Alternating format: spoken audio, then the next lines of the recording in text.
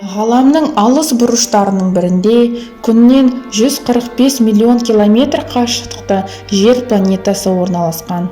Біздің ғаламдағы барлық белгілі планеталардың ішінен тек жер ғана өмір сүруге қолайлы. Бұл біздің үй ғана емес, кеңістіктегі жалғыз пана. Қоршаған ортаны қорғау және экологияны сақтау адамзаттың қолында. Қоршаған орта адамдардың іс-әрекетіне байланысты тез ластануда. Сондықтан қазіргі кезде көптеген адамдар экологиялық проблемаларға алаңдаулы. Біздің қоғамда Қазақстан халқының басым көпшілігі арасында экологиялық сауатсыздық орын алған. Қоршаған ортаны қорғау түсініксіз және күнделікті өмірге ешқандай қатысы жоқ нәрсе сияқты естіледі.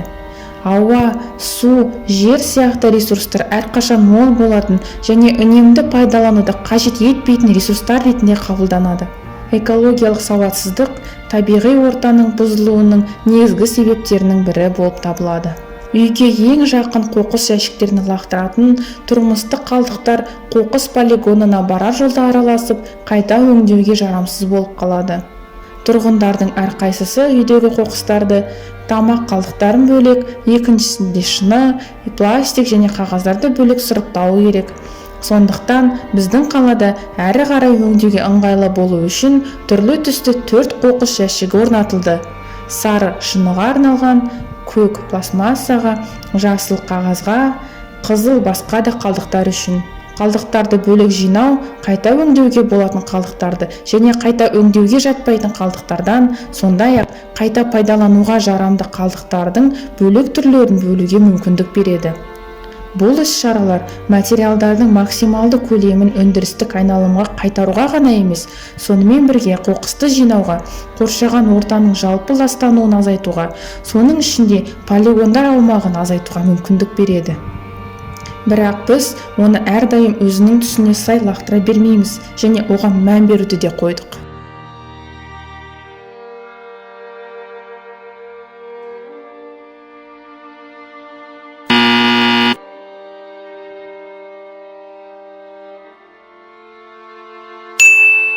Біз лақтырған қоқысымыздың әрі қарай не болатыны туралы әрдайым ойлана бермейміз. Бұл проблема біздің қаламызда қаншалықты жаһандық деңгейде екенін және оның топыраққа қаншалықты зиянды, оның салдары қандай болуы мүмкін екендігі туралы ойланып және таң қаларсыздар. Мысалы, тамақ қалдықтарының ыдырауы 1 айға жуық уақыт алады. Тіпті қарапайым газет те 1 айдан бүкіл маусымға дейін ыдырауы мүмкін. Ұзақ емес сияқты, бірақ күніне қанша газет пен қалдықтар лақтырылады. Темекіде 600-ден астам қоспалар бар. Олардың ішіндегі темекі сүзгілерінен алынған целлюлоза ацетаты ең ұзақ уақыт ыдырайды. Сондықтан әр темекінің қоқысы жерде 1 жылдан артық ыдырайды. Фольга орамдары да ғаламшарымыздан 1 ғасырда ыдырайды. Резеңке дөңгелектері 1,5 ғасырда, ал полиэтилен пакеті 2 ғасырдан артық ыдырайды.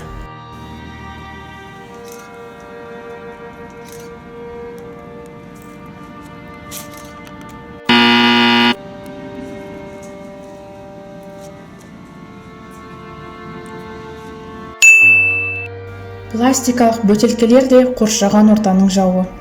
Пластмассаны қайта өңдеудің басты проблемасы бөтелкелердің жаңа партиясын шығару, оларды қайта өңдеуден гөрі бірнеше есе арзан. Бірақ пластикалық бөтелкелер климат пен пластмасса құрамына байланысты 450 жылдан 1000 жылға дейін ыдырайды. Пластикалық бөтелкелердің көпшілігі ешқандай уақытта ыдырамайтын полиэтилен терефталаттан жасалған. Бұл дегеніміз, адамдар оларды қайта өңдеу керек.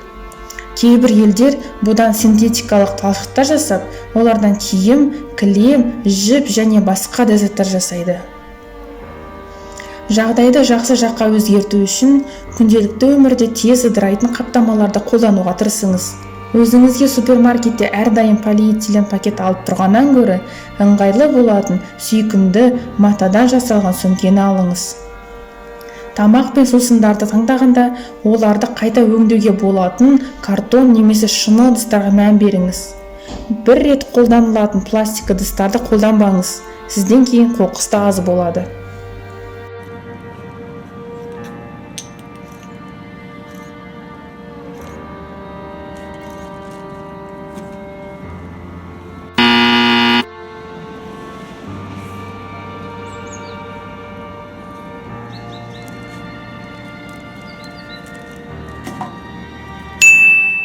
полиэтилен пакеттерінен бас тарту және қоқыс үйінділерін реттеу елдің жасыл экономика тұжырымдамасына көшуіне бағытталған қадамдарының бірі.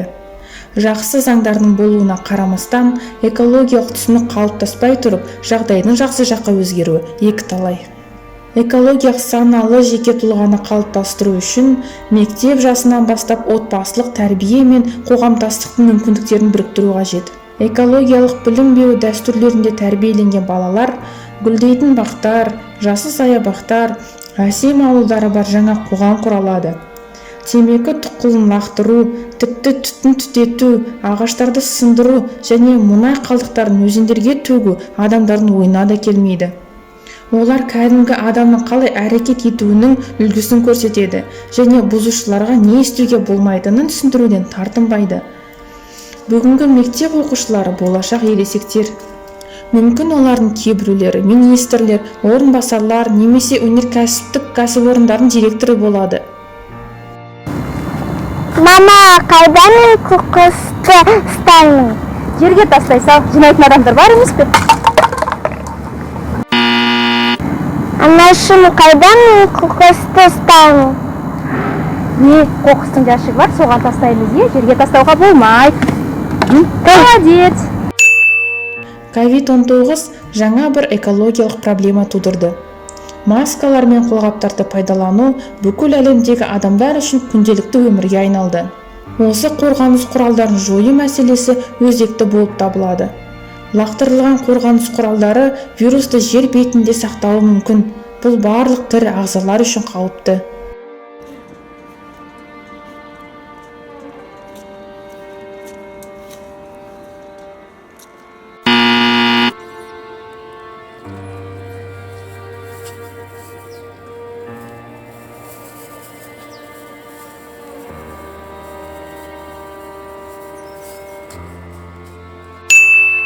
Прагматизм философиясын басшылыққа ала отырып, көптеген экологиялық апаттардың алдын алуға болар еді.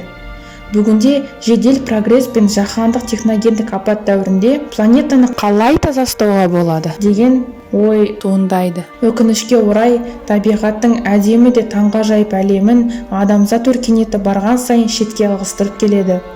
Егер біз өзіміз өмір сүретін әлемге назар аудармасақ, өзімізге зиян келтіруіміз әбден мүмкін. Бұған жол бермеу үшін сіз экологиялық мәдениетті көтерудің пайдалы екендігін түсініп, өзіңізді және балаларыңызды тәрбиелеуден бастаңыз.